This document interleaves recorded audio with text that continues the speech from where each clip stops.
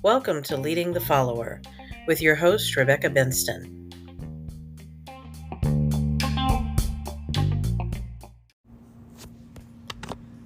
Good morning, it's me, Rebecca Benston, for Leading the Follower, and I am here with you again on this Friday to talk with you a little about connections and how we need to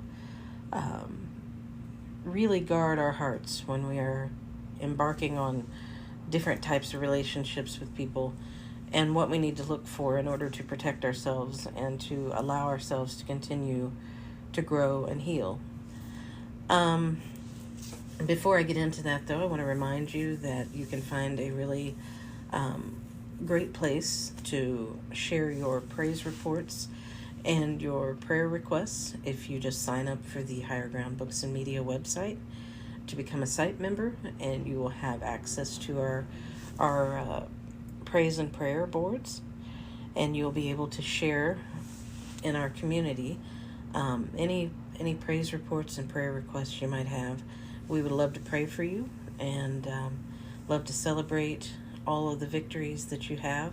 So stop over and share those with us. We would love to see what you have to say.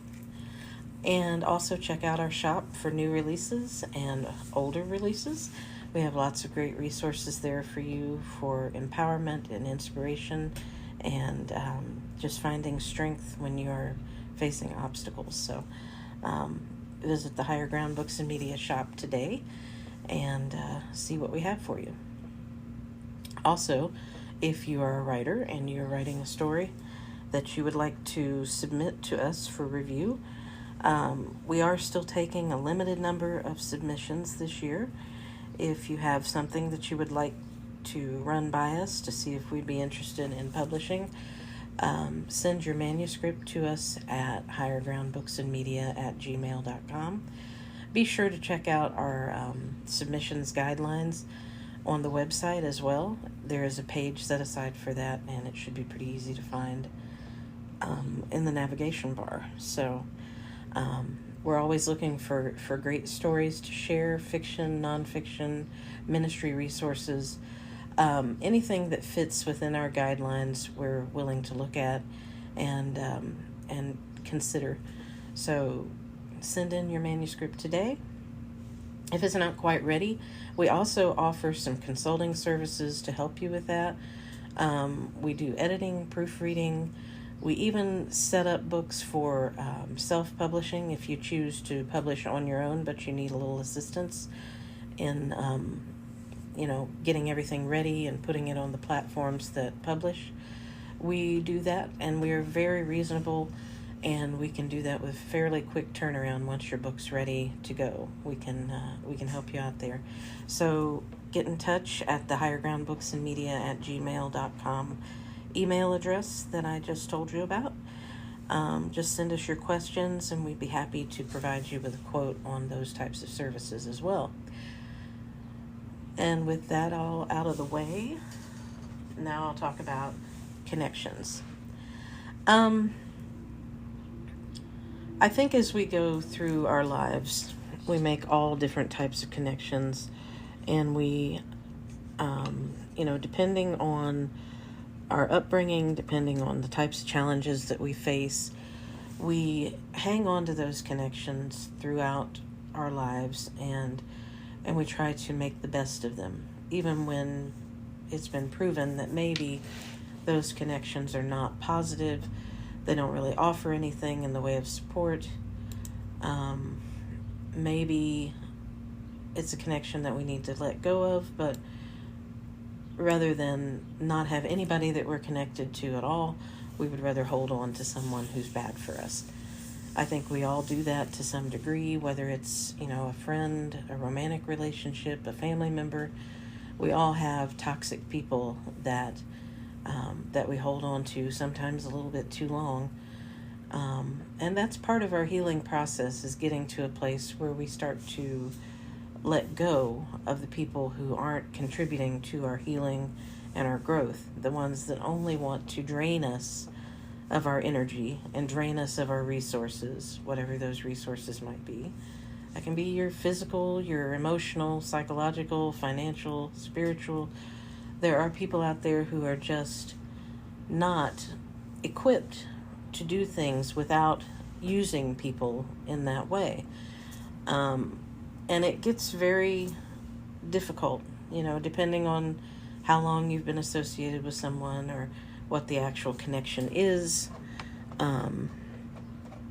Because nobody likes to be the person who cuts somebody off. Nobody wants to be the person who says, I don't want to deal with you anymore. I don't want to talk to you or have you in my life. I love you and I wish you well, but I just don't see that you're very good for me, and I think maybe it's best if we just part ways. Nobody really wants to do that, but there are times in life when it becomes very obvious that you have to do it. For me, I was married for 10 years. I was with my husband for a little over 10 years, and we were married just shy of 10 years when I decided to leave and eventually divorced him. It just became very obvious to me during the course of our relationship that we had some very different ideas about where our focus should be, and we had very different thoughts about how life needed to be lived, and we had different goals in terms of where our futures needed to go. And as it turns out, that divorce was actually the thing that I needed to do to preserve my sanity and to help me begin to heal from a lot of different things that I had been holding back. When you get into a relationship with somebody, you tend to put your own healing and growth on the back burner.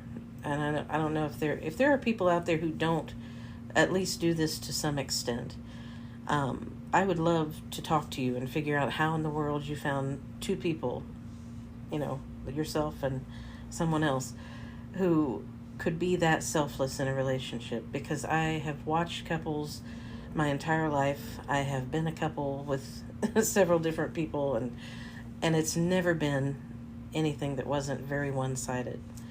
And I know that I come from a very difficult upbringing, and I come from conditions that might not have prepared me very well for relationships that would be successful. But I am very much focused on personal growth and healing and overcoming obstacles and challenges. And I tend to gravitate toward people who aren't. Whether that is something that comes from my need to fix people or my need to feel needed. I don't know for sure, but I do know that over the years I have learned a lot about the things that I need to avoid, and I've learned a lot about the things that really haven't served me well in relationships that I've been in. So at this point in my life, I'm very careful with the connections I make to people, because I've noticed patterns, and I've noticed that there are some people who just don't have the capacity to be anything more than a drain on the people that take them in. And that's a terrible thing, really, because I would like to think that everybody has the capacity to be a really good, loving, and caring person. But there is so much brokenness in our world that the healing will take a long time. For some, they may never even be willing to heal. They might not even be at a place in this lifetime where they will consider doing all the work that it takes to heal from whatever has happened to them, or whatever they've been through. And we have to, for those of us who are in the process of healing, like myself, we have to steer clear of people who would prevent us from finishing that healing process. People who would make that less of a priority for us than we would make it for ourselves, if we weren't preoccupied with whatever it is that those people are doing. And I know that probably sounds harsh and, maybe not what most Christian people would expect to hear. But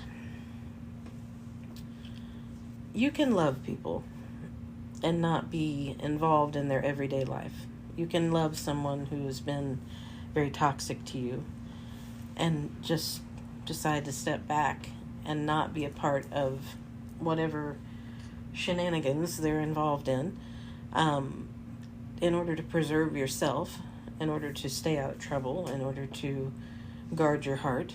And God tells us we need to guard our hearts. Definitely. And part of that includes making time to heal and making time for personal growth and just making sure that we are a priority in our own lives and that priority doesn't go away simply because the new and shiny person has stepped into the view, and we're more interested in seeing what will happen with that person. So, I guess at this point in my life, I'm very big on taking the time to be by yourself, taking the time to work on your own healing and growth, because unless you do those things, you really shouldn't be approaching a relationship with anybody else, because you can really do a lot of damage to someone if you're not living in a healing mentality, if you're not someone who believes in the power of prayer and someone who believes in God's ability to heal us from the things that we go through. We can really hinder someone's progress by just not allowing them to feel good about pursuing healing and growth. And sometimes we don't even know we're doing that. So we have to be careful, because if we don't know we're doing it to ourselves, then we're certain to be doing that to the people around us. And we need to make sure our boundaries are good and that our relationships are healthy and that we're not forgetting at any point that God should be at the center of every interaction that we have, that the people we let into our lives need to understand God's importance to us, and we need to understand His importance to them. And if we can't come to a place where we're both on the same page about that, we're probably not going to do each other much good in a connection of any kind. We can try to minister to someone, but then it becomes kind of like a power struggle, like you must believe the way that I believe or you're not good people or whatever. We don't want to do that to anybody, because that completely alienates anyone that might really have an interest in growing their relationship with God. And, they may have just as strong a belief that we don't need such a connection to God. And we certainly, if we are believers and we want a strong relationship with God, being connected to someone who devalues Him or just doesn't think that it's important to have that connection will chip away at our resolve and cause us to doubt whether or not we should be as interested in that connection with God. And it's not blatant. It's not always something that we can see or that reveals itself to us, but over the time that we spend with this person, where God is not the focus and where we're not both very much connected to the source,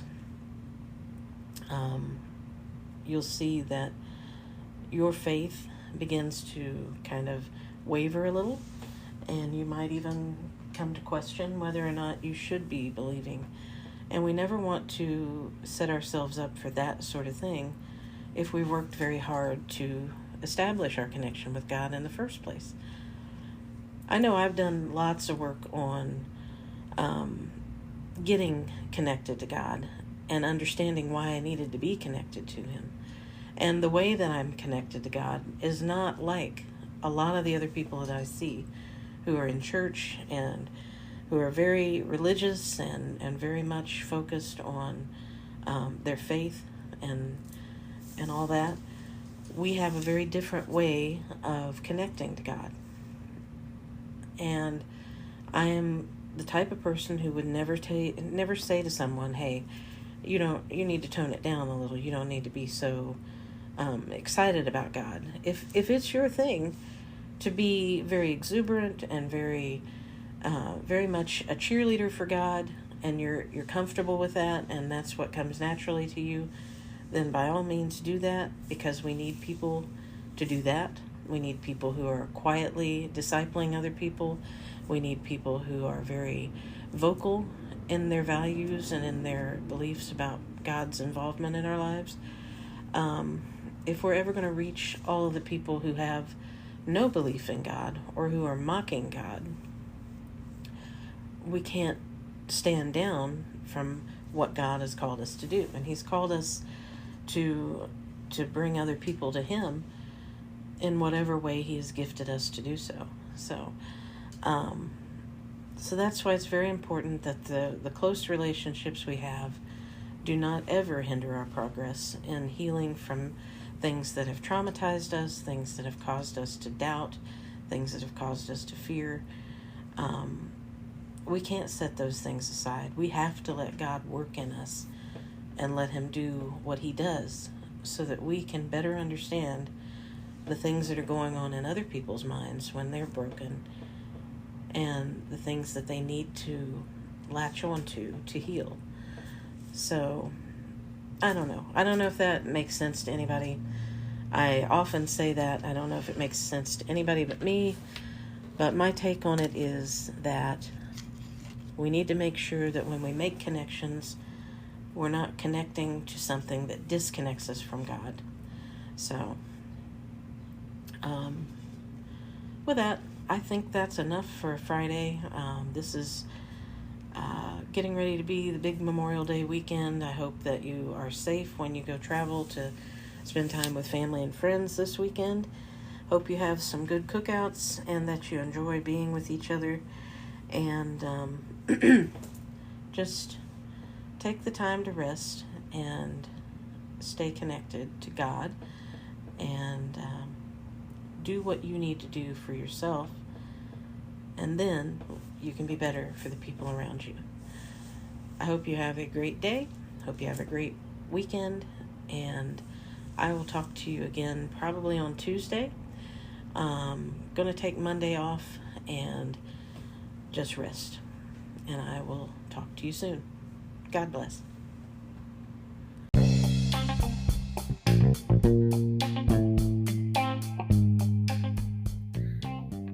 Thanks for stopping by. Be sure to check out our website and blog.